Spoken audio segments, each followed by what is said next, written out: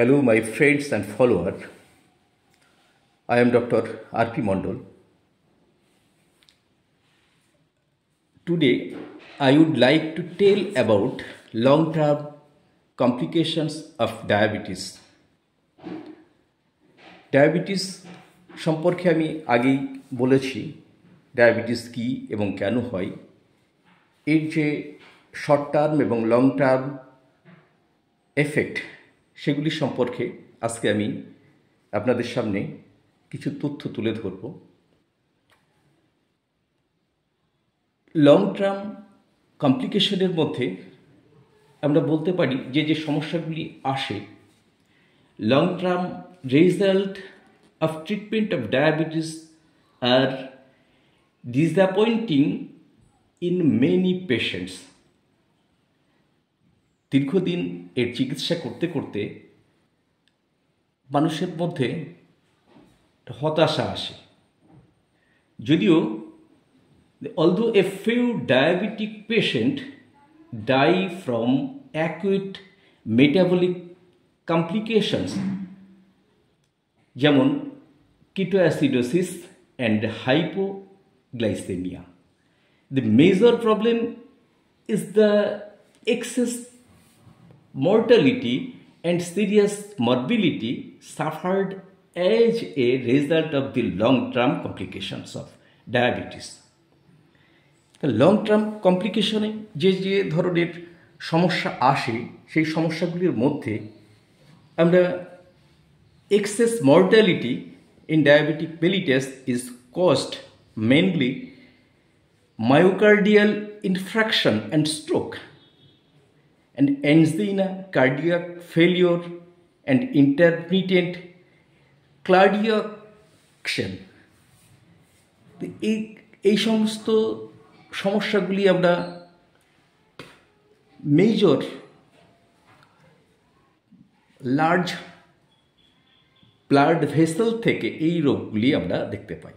এছাড়া small blood vessel থেকে যে সমস্ত সমস্যাগুলি আসে তার diabetic microangiopathy. Diabetic microangiopathy it contribute to mortality through renal failure caused by the diabetic neuropathy and is responsible for the substantial morbidity and disability. As for example, আমরা বলতে পারি যে এই সমস্ত এই স্মল ব্লাড ভেসেল থেকে যে সমস্ত রোগগুলি হয় তার মধ্যে blindness due to diabetic retinopathy,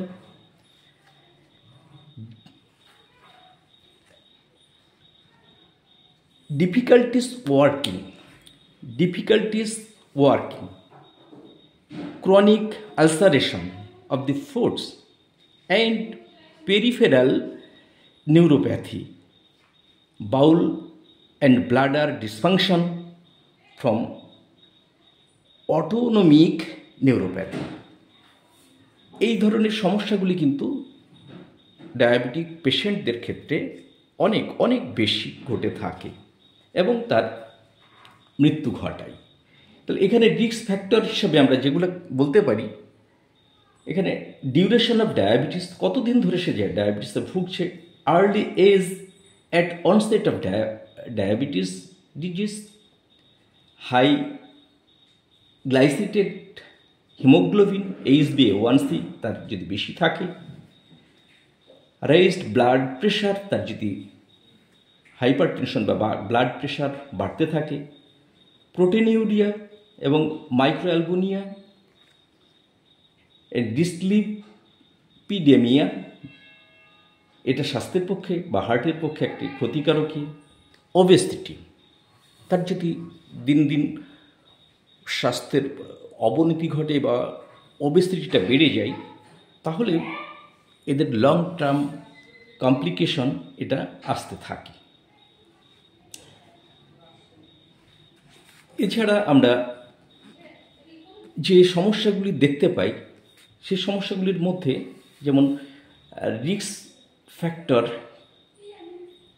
causes of death in diabetic cardiovascular disease আমরা 70%, রিনাল ফেলিওর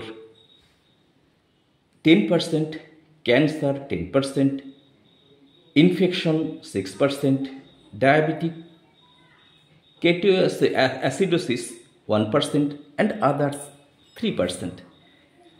সুতরাং ডায়াবেটিক পেশেন্টদের ক্ষেত্রে এই সমস্যাগুলি ভীষণভাবে আসে এবং তাদের ধীরে ধীরে মৃত্যু ঘটে।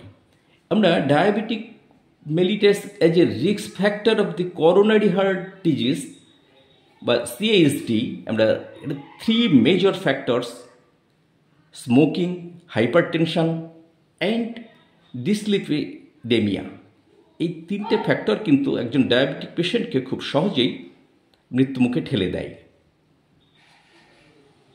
আর সুতরাং ডায়াবেটিক পেশেন্টদের এই জিনিসগুলি সম্পর্কে সতর্ক থাকতে হবে, তবেই ডায়াবেটিসকে আমরা নিয়ন্ত্রণ করে ডায়াবেটিসের লং টার্ম কমপ্লিকেশন থেকে নিজেদেরকে দূরে রাখা সম্ভব হবে। ধন্যবাদ আমার ভিডিওটা দেখার জন্যে। ডায়াবেটিস থেকে যে লং টার্ম কমপ্লিকেশন যেগুলি আসে সেগুলি থেকে কিভাবে আমরা দূরে থাকবো তার জন্য আমরা পরবর্তী ভিডিওতে কি ব্যবস্থা নেওয়া যায়, প্রতিরোধমূলক ব্যবস্থা সে সম্পর্কে আমরা আলোচনা করব। ধন্যবাদ, নমস্কার।